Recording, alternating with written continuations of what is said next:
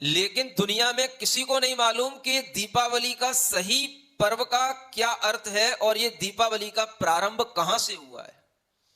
लोग इसको बाद में अपनी अपनी भावनाओं से अपने अपने प्रसंगों के अनुसार जोड़ने लगे। आर्य समाज के लोगों ने स्वामी दयानंद सरस्वती के स्वर्ग सिधारने के कारण से दीपावली मनाई जाती है, ऐसा एक भाव प्रचलित किया। सिखों की समाज में छठवें गुरु हरगोविंद सिंह के स्वर्ग सिधारने पर यह दीपावली मनाई जाती है, ऐसा प्रचार किया। हिंदू समाज में रामचंद्र जी अयोध्या आए या उनका राज्य तिलक हुआ, इस कारण से यह दीपावली मनाई जाती है, ऐसा प्रचार किया।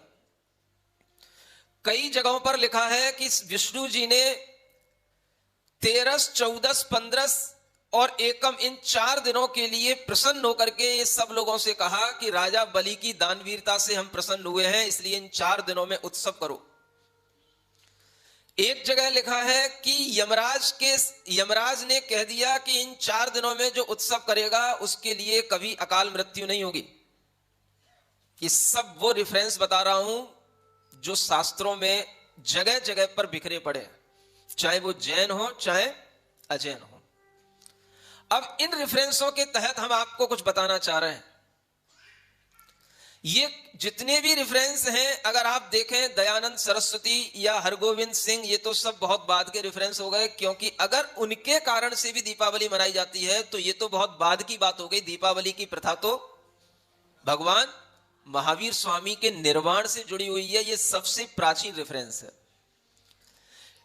जैन अजैन भारत और भारत के बाहर के विद्वानों ने खोजे की हैं। एक इंसाइक्लोपीडिया बना हुआ है, encyclopedia of religion and ethics, internet पर ढूंढना। 1912 का एक आर्टिकल है स्टीवेंसन का, जिसमें इस दीपावली के पर्व की ऐतिहासिकता की खोज की गई है।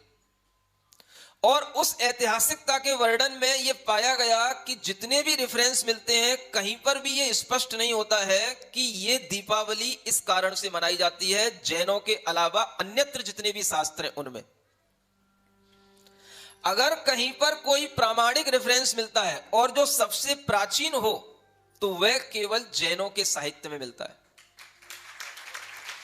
श्वेतांबर संप्रदाय में कल्प सूत्र हैं, उनमें दीपावली का उत्स्पष्ट उल्लेख मिलता है। और दिगंबर संप्रदाय में 7वीं शताब्दी के आचार्य जिनसेन हरिवंश पुराण में दीपावली शब्द के साथ भगवान के निर्वाण कल्याणक का वर्णन करते हुए कि उन्होंने ये श्लोक ही लिख दिया, ततस्तु लोके प्रतिवर्ष मादरात प्रसिद्ध दीपावली कलिया तु भारते। प्रतिवर्ष भगवान के निर्वाण कल्याणक के उपलक्ष्य में आदर के साथ में यह दीपावली मनाई जाती है। यह श्लोक में लिखा हुआ है हरिवंश पुराण में। अगर हम प्राचीनता की अपेक्षा से देखें, शास्त्रों के प्रमाणिकता की अपेक्षा से देखें, तो आपको केवल जैन शास्त्रों में ही दीपावली के वर्णन का स्पष्ट उल्लेख मिलेगा। हिंदू समाज में कहा जाता है कि भगवान राम के अयोध्या आने पर या उनके राज्य तिलक पर यह दीपावली मनाई जाती है, लेकिन किसी भी पुराण में यह स्पष्ट उल्लेख नहीं है। हिंदुओं के भी यहां किसी पुराण में कोई स्पष्ट उल्लेख नहीं है।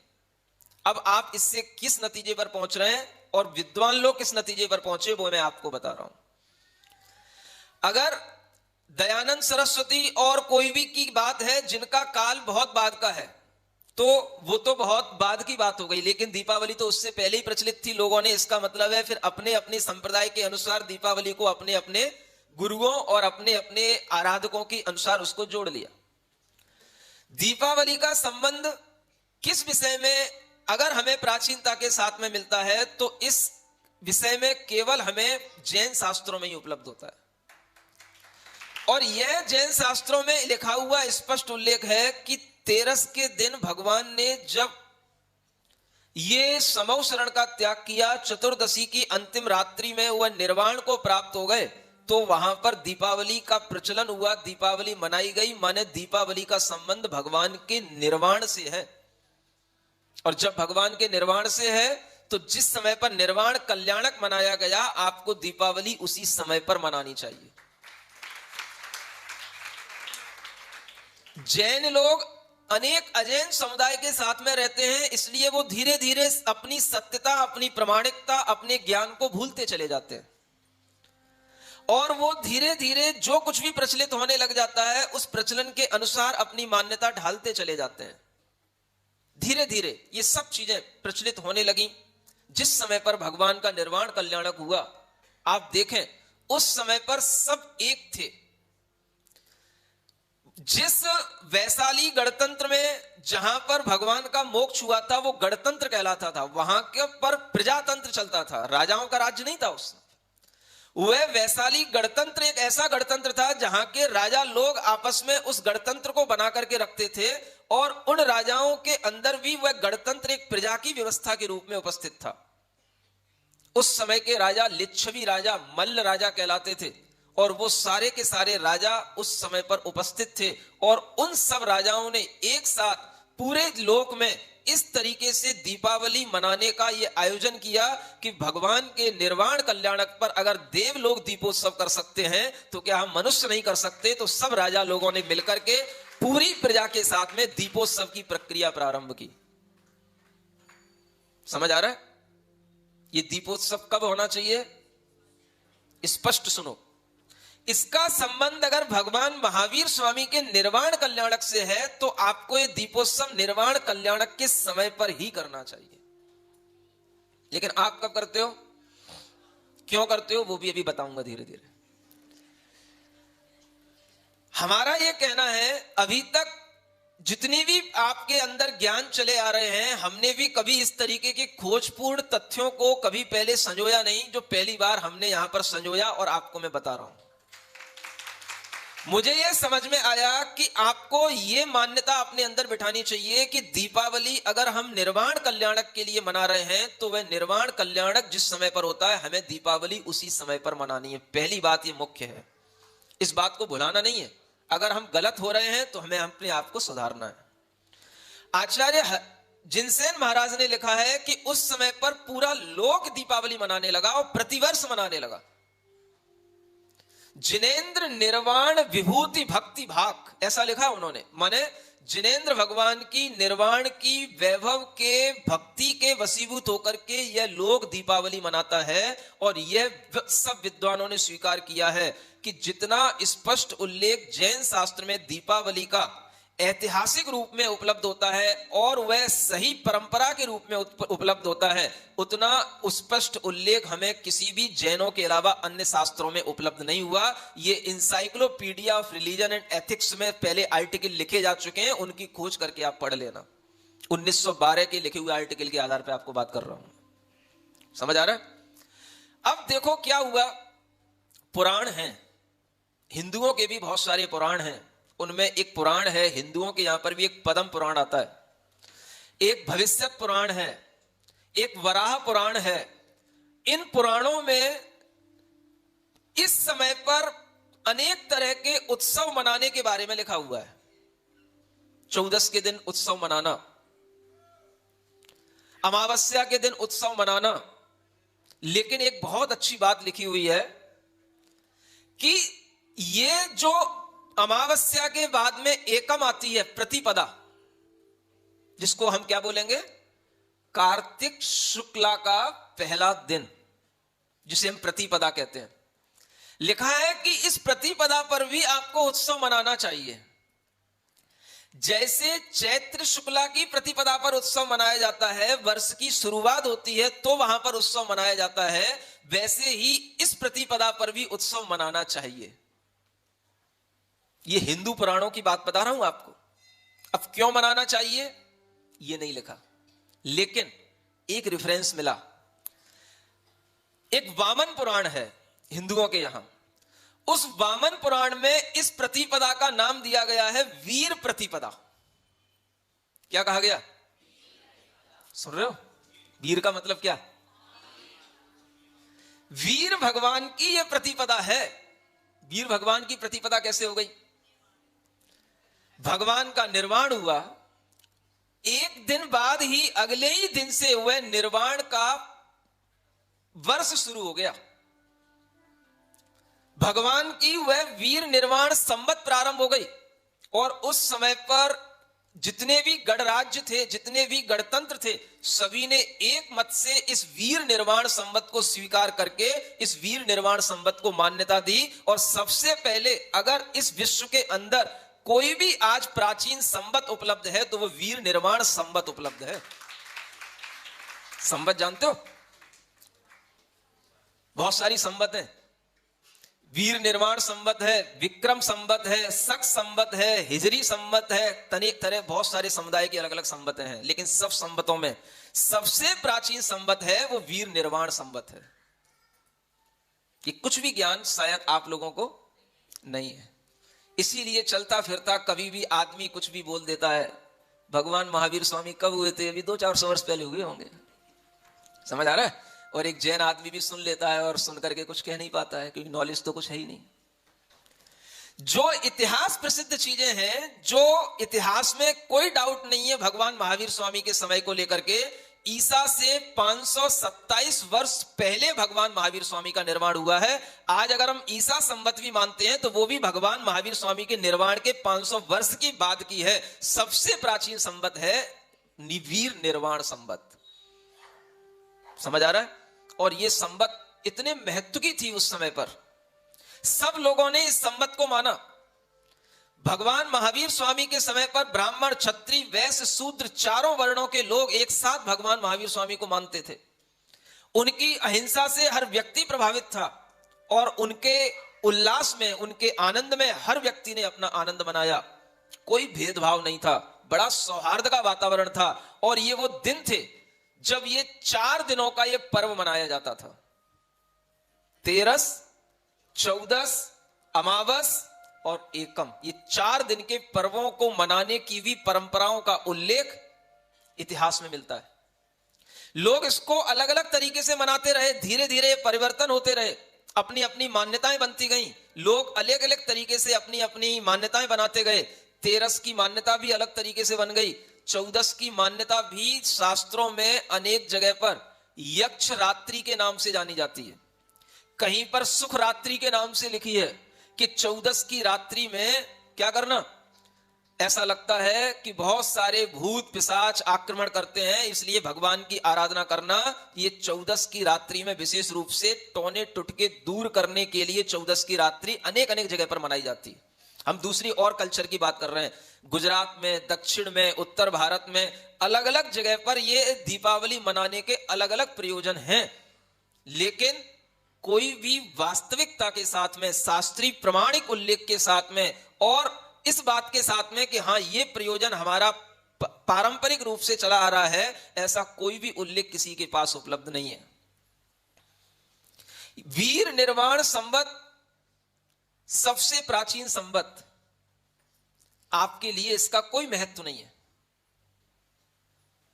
जबकि ईसा संवत से भी ज्यादा महत्व आपको इस वीर निर्वाण संवत का देना चाहिए। इतना तो मालूम होना चाहिए कि ईसा से, इसको बीसी बोला जाता है, 527 बीसी माने बिफोर क्राइस्ट। जब 527 वर्ष पहले भगवान महावीर स्वामी का निर्माण हुआ, अगर हम विक्रम संवत के अनुसार देखते हैं तो ये 470 वर्ष पहले बनती है। विक्रम से 470 वर्ष पहले भगवान महावीर स्वामी का निर्माण हुआ। और शक संवत के अनुसार देखते हैं तो 605 वर्ष 5 महीने पहले भगवान महावीर स्वामी का निर्माण हुआ। समझ लो इन सब संवतों से प्राचीन ये वीर निर्माण संवत है। इतना तो हमको आना चाहिए कि आज हम 2019 2020 की ओर जा रहे हैं। समझ आ रहा है? ये वीर निर्वाण संवत नहीं है, ये क्राइस्ट संवत है, ईसा संवत है। इसके प्रभाव में हम अपने वीर निर्वाण संवत को ही भूल गए। कम से कम हमारी भावनाओं में इन दीपावली के दिन और वीर निर्वाण उत्सव के दिन ये भाव आना चाहिए कि अब ये वीर निर्वाण संवत बदल रही है। हमारे लिए यह केवल भगवान महावीर स्वामी का ही निर्वाण दिवस नहीं है, अगला दिन हमारे लिए वीर निर्वाण दिवस यानी वीर निर्वाण संवत का परिवर्तन होने पर नए वर्ष की शुरुआत के रूप में यह दिन मनाना चाहिए हमको। क्या समझ आ रहा है? ये नए वर्ष की शुरुआत है जैनियों के लिए। कोई भी प्राचीन तथ्यों की जानकारी नहीं, कोई भी प्राचीन तथ्यों के अनुसार ज्ञान काम नहीं कर रहा, और सब काम ऐसे चल रहे हैं अज्ञानता में। वीर निर्माण संवत का महत्व भूल गए, वीर शासन जयंती का महत्व भूल गए, जबकि ये सबसे महत्वपूर्ण तिथियां हैं। मैं कहता हूं कि आपको वीर शासन जयंती भी मनाना चाहिए अच्छे ढंग से। जिस तरीके से महावीर जयंती मनाते हो, उससे भी ज्यादा महत्व वीर शासन जयंती का है। और वीर निर्माण इस संवत के परिवर्तन पर भी आपको आनंदित होना चाहिए, और यह भी वर्ष का एक नया वर्ष का दिन है, ऐसा आपको कम से कम लोगों को बताना चाहिए कि 2545 बीतने वाले हैं और 2546वां लगने वाला है। ऐसा ही है ना? क्या समझ आ रहा है? कितने वर्ष हो गए भगवान को निर्माण हुए? इतना तो मालूम होना चाहिए। 2545वां वर्ष चल रहा है ये। अगली दीपावली पर ये 46वें वर्ष में बदल जाएगा। 2500 माने 2546 वर्ष हो गए। क्या समझ आ रहा है? 2545 वर्ष गुजर गए, 46वां लगने वाला है। और चलता फिरता आदमी मुंह उठा करके बोल देता है भगवान महावीर स्वामी 100-200 वर्ष पहले हुए होंगे। 200-400 वर्षों का धर्म है। समझ आ रहा है? ये तो अंतिम तीर्थंकर की बात है। अगर भगवान आदिनाथ के बारे में बताने लगेंगे तो चक्कर खा के गिर पड़ोगे। हाँ, मुंह बा जाओगे। हाँ, मुंह बाना बोलते ना। हाँ, ऐसा इतना बड़ा काल। ये सोचने की कोशिश करो, ये हमारे बच्चों की नॉलेज में होना चाहिए, हर व्यक्ति की नॉलेज में होना चाहिए कि ये कौन सा वीर निर्माण संवत चल रहा है। ये सबके ध्यान में रहना चाहिए।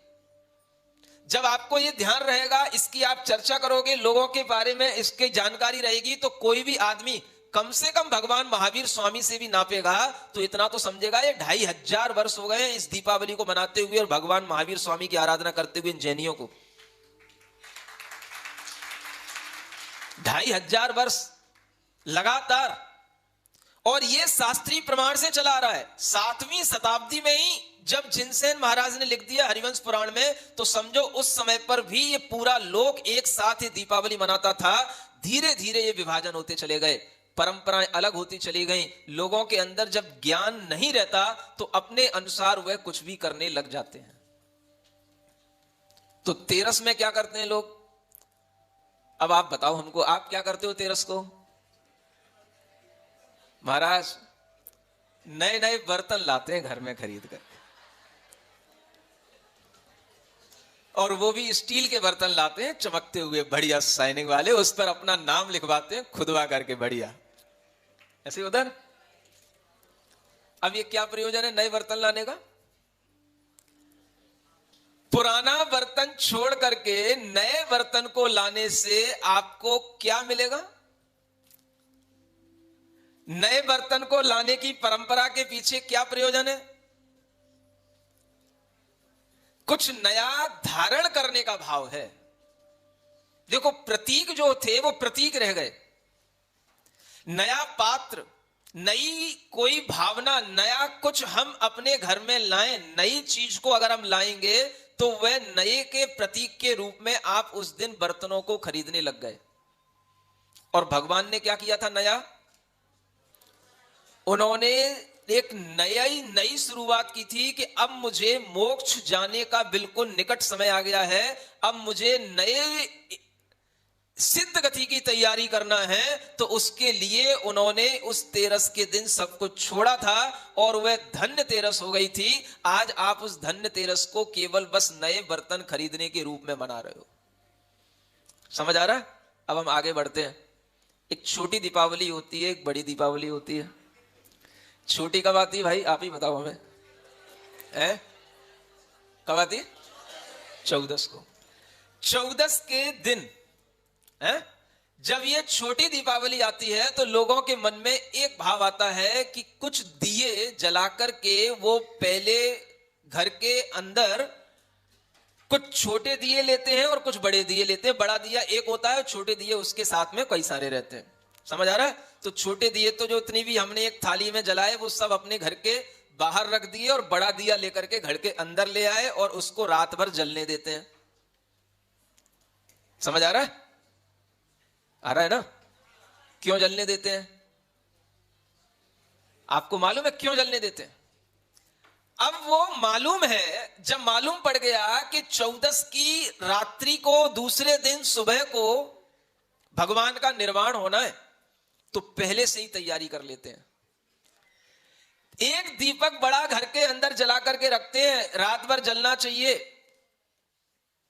और वह दीपक के साथ साथ वह भावना जुड़ी हुई है कि अगले दिन जब भगवान का निर्वाण होगा तो हम सुबह सबसे पहले उठ करके अच्छे अच्छे कपड़े पहन करके बहुत जल्दी से नहा धो करके भगवान के मंदिर में जाकर के उनकी पूजा करेंगे और वहां पर हम निर्वाण लाडू चढ़ाएंगे और फिर वहीं पर हम अपने दीपकों को लेकर के सबसे पहला दीपक हम मंदिर में रख करके आएंगे, उसके बाद में हम अपने घर में आकर के दीपक जलाएंगे।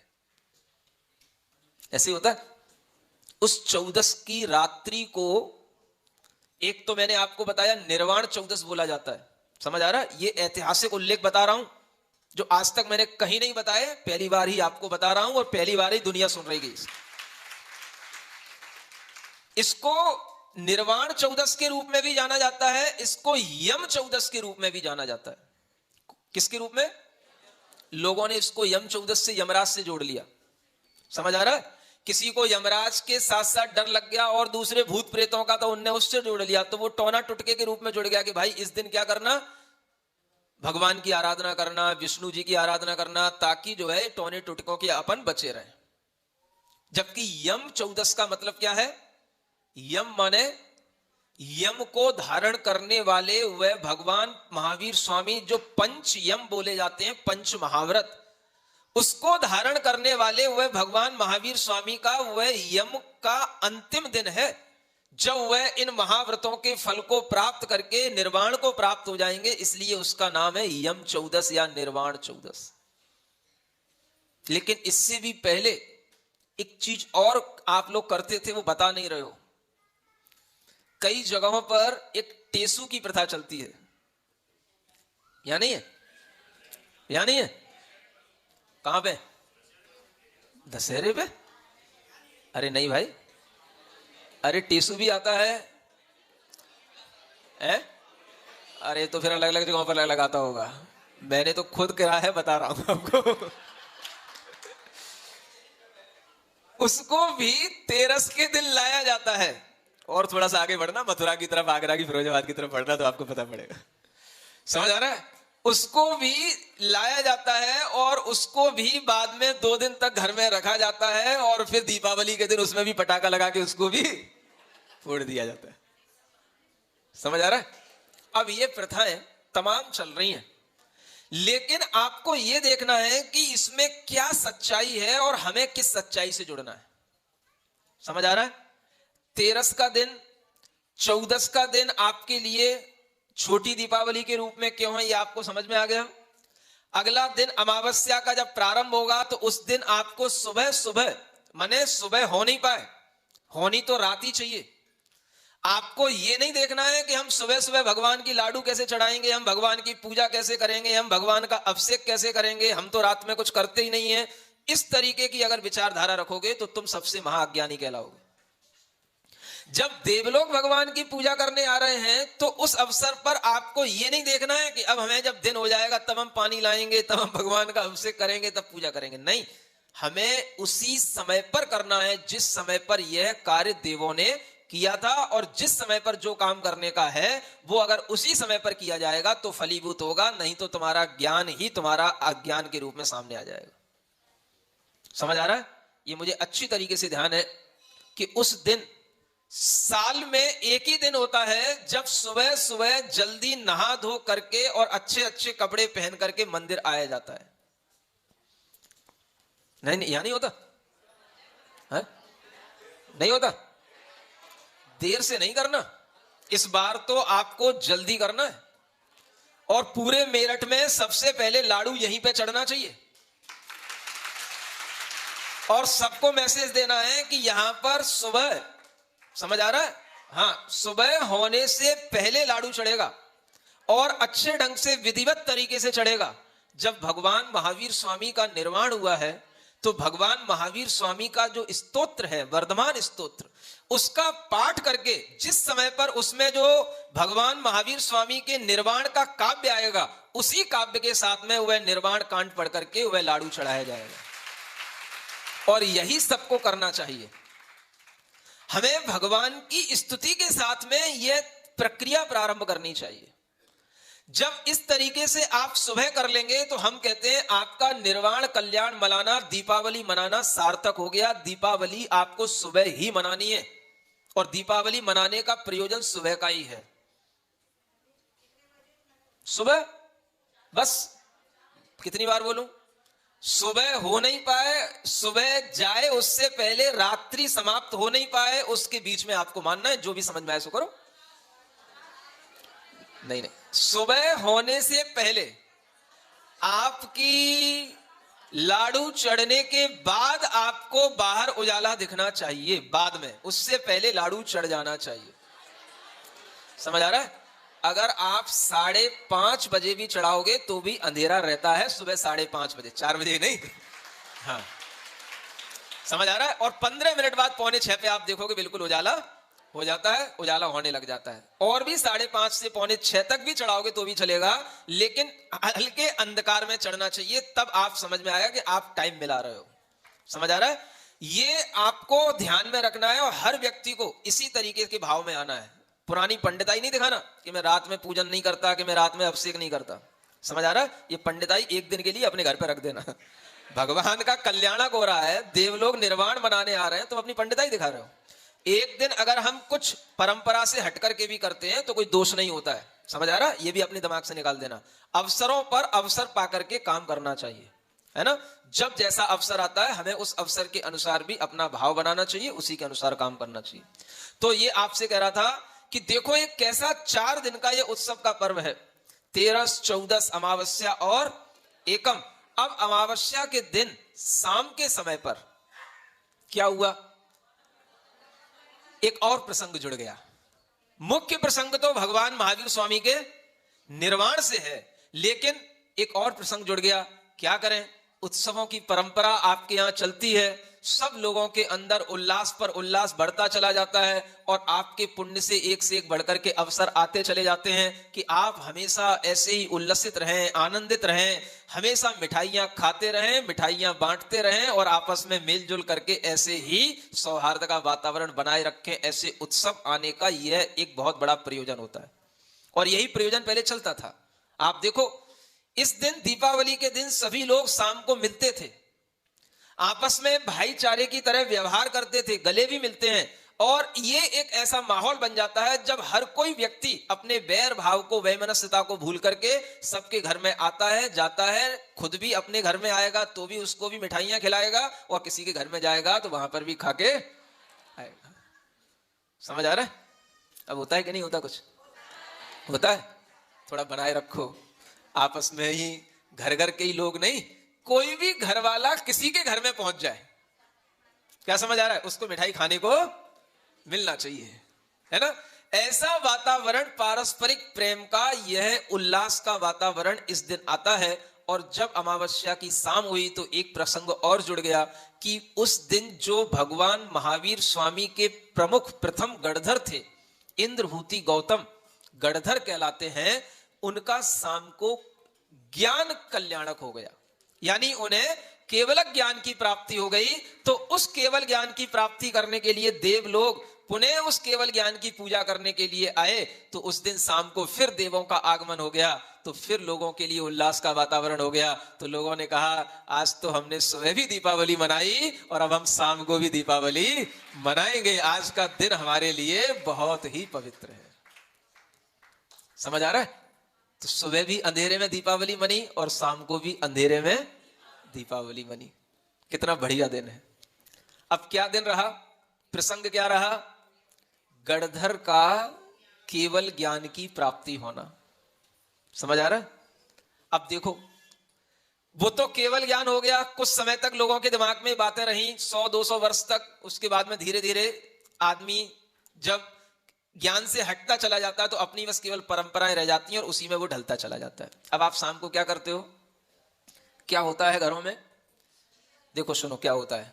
अब करना भूल गए हो तो याद करना, तुम्हारी नानी ने, दादी ने, मामी ने कुछ किया हो तो देखना, है ना। एक गोबर से रचना की जाती है हर घर में और उसमें बड़े खांचे बनाए जाते हैं। सुनो तो, अरे भाई तुम नहीं करते हो तो किसी घर में जाके देख लेना। आज भी अजैनों में ये परंपरा प्रचलित है। समझ आ रहा है? ये क्यों है ये भी तो ज्ञान रखो। एक रचना की जाती है गोल चक्र बना करके, उसमें खांचे बनाए जाते हैं। समझ आ रहा है? और वो खांचे किसका प्रतीक है जानते हो? वो समौ शरण का प्रतीक है। वो गोल रचना, उसमें 12 खांचे बनते हैं, 12 सभा का प्रतीक है। और फिर इन दिनों में शक्कर के कुछ खिलौने आते हैं। समझ आ रहा है? उसमें कुछ भी बनाते हैं वो, हाथी, घोड़ा, मनुष्य, कुछ भी बना सकते हो। समझ आ रहा है? उन खिलौनों को भी उस खांचे में रखा जाता है। जो होता है वो सुनो, देखो प्रतीक क्या है उसका। ये क्या मतलब है कि समौ शरण में त्रियंच भी रहते हैं, मनुष्य भी रहते हैं। इन सबका प्रतीक वो परंपरा चली आ रही, आज भी अजैनों में मनाई जा रही। जैन लोगों में वो कम हो गई, कोई बात नहीं। सुन रहे हो? अब देखो बीच में एक और चीज रखी जाती है जिसको घरंडी बोलते हैं। हाँ वो घटड़ी जो कुछ भी हो तुम्हारी भाषा, वो भगवान, वो जो केवल ज्ञान को प्राप्त हुए गणधर परमेष्ठी है, वो उनका प्रतीक है। समझ आ रहा है?